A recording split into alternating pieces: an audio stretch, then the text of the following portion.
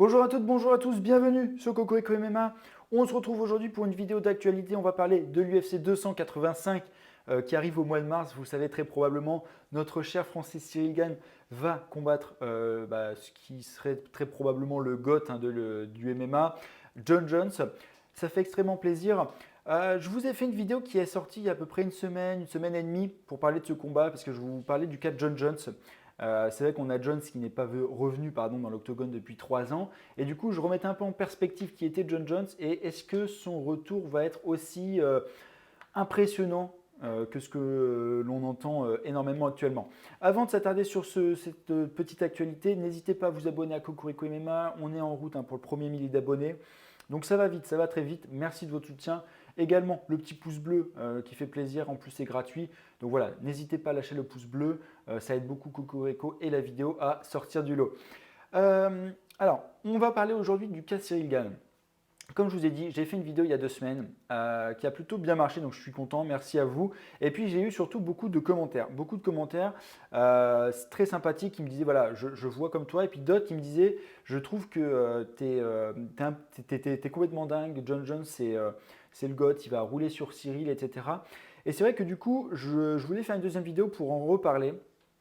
On a, comme je vous ai dit, John Jones, qui n'est pas revenu dans l'octogone depuis 3 ans. John Jones qui, dans ses dernières performances, n'a pas non plus impressionné, même selon certains, a perdu contre Dominique Reyes. Il lutte moins dans ses derniers combats, ou pas, et en plus il a du mal dans des des combattants qui sont de sa taille ou plus grands, on se rappelle de Gustafsson et Dominique Reyes. Comme je me rappelle, j'ai eu un commentaire qui me disait effectivement, mais il manquait de motivation dans son combat contre Gustafsson et peut-être contre Santos et Reyes. D'accord, mais qu'il manque de motivation ou pas, ça fait partie du combat. Ça, c'est pas notre problème. Je veux dire, c'est son problème à lui s'il n'est pas motivé. Qui nous dit qu'il va manquer de motivation ou pas contre Cyril Gane peut-être. C'est pas impossible non plus. Et puis en plus, autre chose, c'est en heavyweight. C'est extrêmement différent de toute manière de tout ce qu'il a vécu précédemment. Il a roulé sur les light heavyweight, comme je vous disais, sur 3 générations, ou presque. Mais là, c'est pas les light heavyweight. Et puis c'est des années après contre un Cyril Gane qui est au top de sa forme. Selon moi, en plus, il prend l'adversaire le plus dur de la KT actuellement. Stipe Miocic, excusez-moi, mais pour moi, il est complètement terminé. Francis, physiquement, ça aurait été un réel défi pour John Jones. C'est vrai, mais là, Francis donc, est out de l'UFC, il est parti. Donc, selon moi, à part Cyril, peut-être Curtis Blade, qui aurait été extrêmement compliqué, je pense, pour John Jones. Peut-être pas en striking, évidemment, parce que John Jones en striking, c'est un monstre. Mais peut-être au niveau de la lutte, parce que Curtis Blade, il est extrêmement massif. Il est extrêmement massif et du coup, je me dis, pour John Jones, en lutte, ça aurait peut-être été un peu compliqué.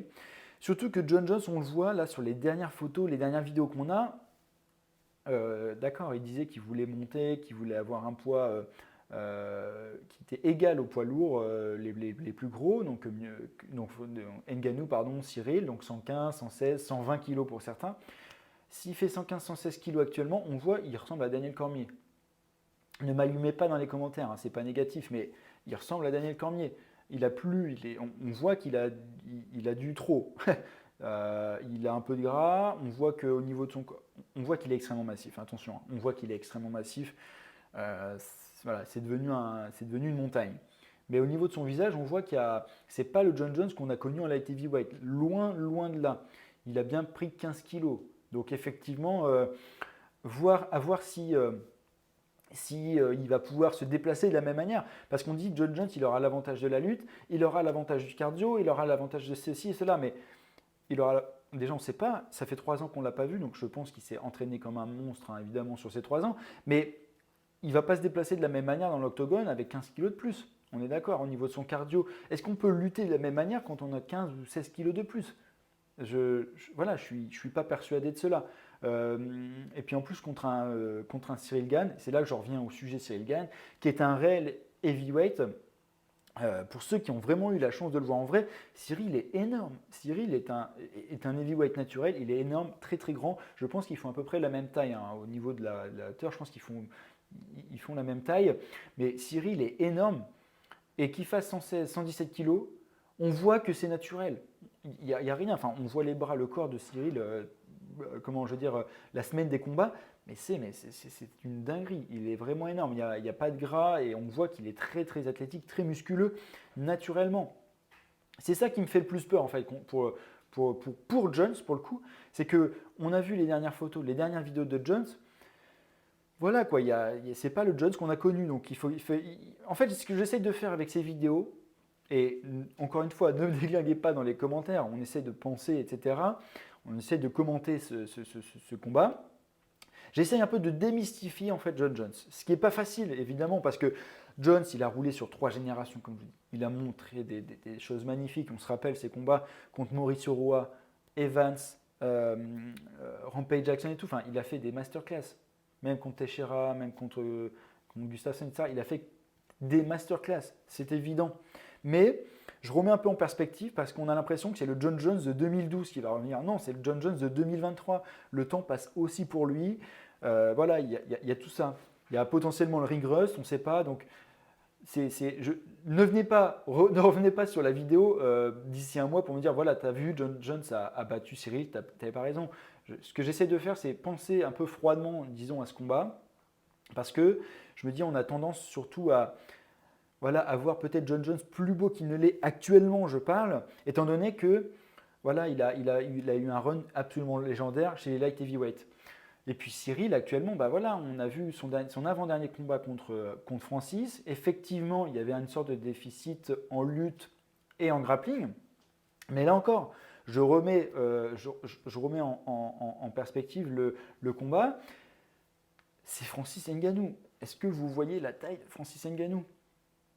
Le mec est une montagne. Donc effectivement, quand on a, je sais pas, imaginons Thomas Spinal qui s'allonge sur vous, ou on a Francis qui se met sur vous, c'est pas la même chose. Quand on a Francis, mais je pense qu'il y a tellement de déficit de puissance entre Francis et le reste de la KT que c'est pas comparable. Et même si John Jones, je pense que alors là, ce ne sera pas forcément sa puissance ni de son physique, mais ça sera plus grâce à sa technique. S'il arrive à immobiliser Cyril au sol, ça peut être compliqué pour Cyril également en grappling et en lutte, hein, c'est pas ce que je dis. Mais il n'y aura pas, je pense pas en tout cas cette différence physique et surtout de puissance naturelle. Donc voilà, n'hésitez pas à me dire dans les commentaires ce que vous en pensez. Je voulais vraiment refaire cette vidéo pour accentuer un peu ce que je disais sur la première. Et puis en plus, voilà, après, vu que je suis français, que je veux voir Cyril s'imposer à l'évidence, parce que voilà, j'aimerais vraiment qu'il s'impose, peut-être que je suis un peu biaisé. En tout cas, j'essaie vraiment de penser à froid. Donc dites-moi dans les commentaires ce que vous en pensez. Mais pourquoi le mec qui ne battrait pas John Jones ne viendrait pas de La Roche-sur-Yon, après tout? Ça serait quand même complètement dingue, imagine. En tout cas, je vois un beau fight. Je pense que ça va être un beau combat. Je pense qu'actuellement, Fernand et toute son équipe sont en train de s'activer évidemment à bosser très très durement la lutte, ça c'est évident. On a un Cyril qui doit bosser la lutte, ça c'est évident, on va pas se le cacher, hein. On voit un John Jones qui est monstrueux en lutte. Après, est-ce qu'il va pouvoir lutter? Ça c'est encore la question, mais voilà, c'est une question auquel on aura la réponse le soir du combat. Est-ce qu'il peut encore lutter? Est-ce qu'il peut lutter contre un adversaire qui est un heavyweight, en plus athlétique selon moi que lui? Plus jeune, plus frais. C'est des questions auxquelles on aura des réponses malheureusement seulement le soir du combat.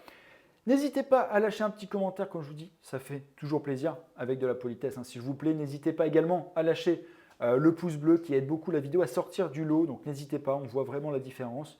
Donc merci beaucoup. Également, abonnez-vous à Cocorico MMA. On est actuellement en route pour le premier millier d'abonnés, donc ça va extrêmement vite, n'hésitez pas. Et puis on se retrouve bientôt pour parler MMA. Allez, à bientôt.